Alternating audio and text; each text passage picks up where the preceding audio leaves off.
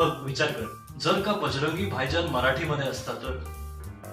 ते ना बजरंगी भाऊराव झाले. हो खरंच की. आणि ते ना आपल्या कोल्हापूरतून आले असते. त्यांनी इंजिनिअरिंग कॉलेजमध्ये 10 वेळा गटामेळा खाल्ल्या असतात. आणि आपला बजरंगी भाऊराव पुण्यात येतो आणि दगडूशेठ मध्ये दर्शन घ्यायला जातो. त्यावेळेस बघतो तर काय, एक मुकी मुलगी त्याच्या जवळ येते. नेमकं त्यावेळी ना तो सेल्फी घेत असतो. शेल्फी सेल्फी घेत असतो. परत ती त्याचा पिछा करते आणि तिला विचारतो कोण आहे तुझ्या आई वडील, तू हरवलीस का वगैरे वगैरे. म्हणजे बसमध्ये जाताना तो अख्ख्या जगाला त्याची कहाणी सांगतो. जसं पिक्चर मध्ये तो सांगत असतो की माझ्या बाने मला सांगितलं तू काहीच कामाचा नाही, जा. आणि फायनली ज्यावेळेस मी इंजिनिअरिंग पास झालो त्यावेळेस बास दचकला. असं आहे ते. तो पुण्यात येतो. आपले जे पहिले असतात ना हा, मित्र, ते जिमचे ओनर. जिमचे ओनर जे हा. असतात त्यांची एक मुलगी असते. हा, ते भाऊरावला हिरोईन लिफ्ट हा देते. हिरोईन लिफ्ट देते. हा. ती जिमवाल्याची मुलगी.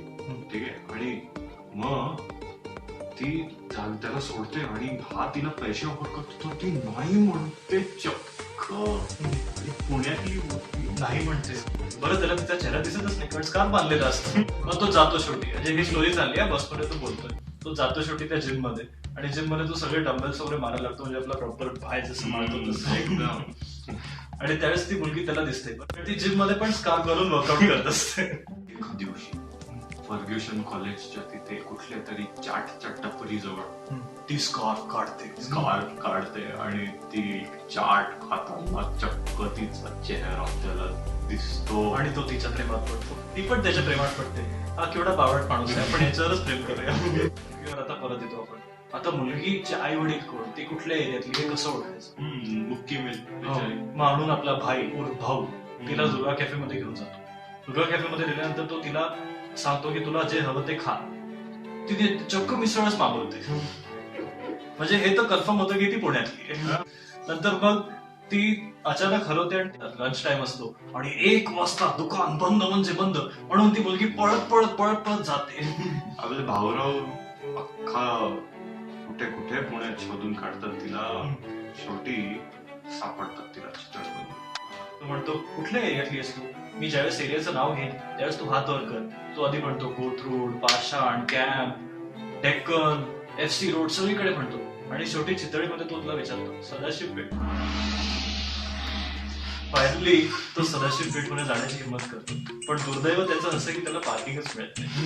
म्हणून त्याला नो पार्किंग मध्ये गाडी लावावी लागते. नो पार्किंग मध्ये पार्किंग अलाउड नाहीये बाबा. आपलं सदाशिव पेठ इथे नाही चालत.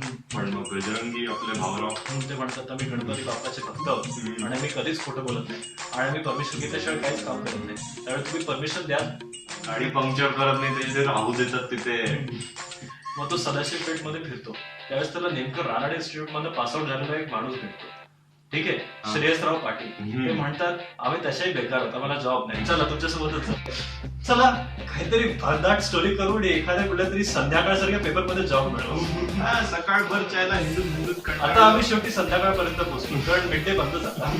संध्याकाळ होता होता ते विचार करतात की चला हा येडपट आलेला आहे याच्यासोबत हिंडूया. त्याच्या बाईकचं पेट्रोल जाण्याचं ठरवून आपले श्रेयसराव पाटील बजरंगी भाऊराव सोबत फिरतात.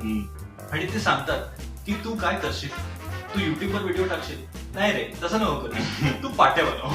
कसं आहे ना, आपले श्रेयसराव पाटील तसे कोणाला काही मदत करणार, पण ह्यांचं धाडस बघून की सदाशिव पेठ मध्ये त्यांनी नो पार्किंग मध्ये गाडी लावली आणि ते घर शोधायला निघाले. त्यांचं धाडस बघूनच त्यांना एकदम ती श्रद्धा आणि निष्ठा निर्माण होते. बरोबर. मग ते पुढेही पाट्या करतात. तिचा बाप कोण आहे असे लवकर भेट चौकात. निदान मिस्ड कॉल तरी दे.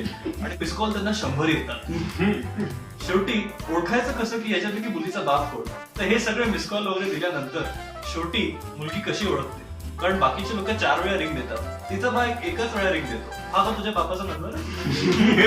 कारण ते SMS पाठवतात. SMS नाही, व्हॉट्सअप पाठवतात. फुकट असतं ना ते व्हॉट्सअप पाठवतात. ही मुलगी आमची आहे, याच्यात काही वाद नाही, आम्ही तुम्हाला ऍड्रेस देतो. पहिला नंबर 420 बंगल्यामध्ये यायचं. तिथे वरच्या खोलीमध्ये जायचं. 53 पायऱ्या चढायच्या. 53. पुढे ती दिसल्यानंतर ते औक्षण करतात. ऑप्शन हा औक्षण करतात, चकचक तिला आतमध्ये टाकतात.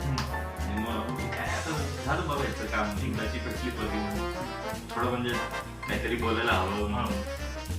या कधीतरी एकदा या जेवायला, पण एकदाच एकदा एकदा एकदा